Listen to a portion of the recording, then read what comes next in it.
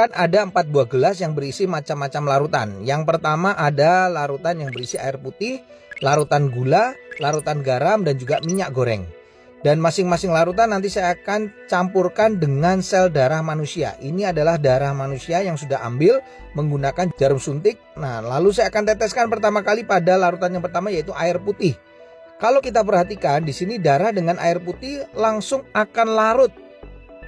Bahkan ini saya siapkan ada batang pengaduk, saya akan aduk sampai dengan merata, dan di bagian batang pengaduknya pun juga tampak bersih, tidak ada darah yang menempel.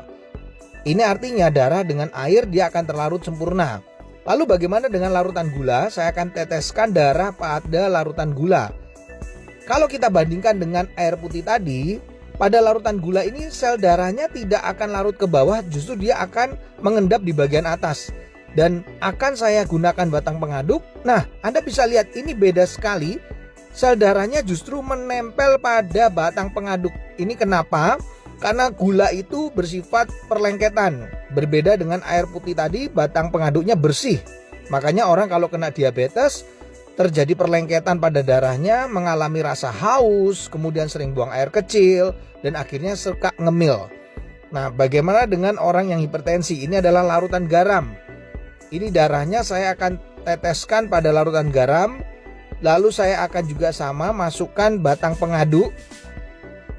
Dan ini berbeda dengan diabetes, di mana sel darah yang menempel pada batang pengaduknya tidak selengket pada gula, larutan gula. Tapi yang membedakan pada orang darah tinggi atau hipertensi yang terlalu sering makan asin-asin, ini kelihatan sel darah merahnya akan terurai, dia akan rusak, dia akan pecah. Makanya orang darah tinggi bisa mengalami pecah pembuluh darah.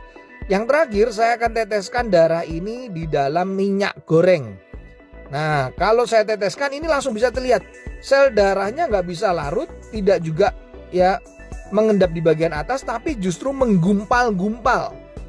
Ini membuktikan bahwa orang yang tinggi kolesterolnya akan mengakibatkan penggumpalan sel darah. Jadi sel darahnya akan menggumpal-gumpal, dan ini yang bisa menimbulkan penyumbatan pada pembuluh darah.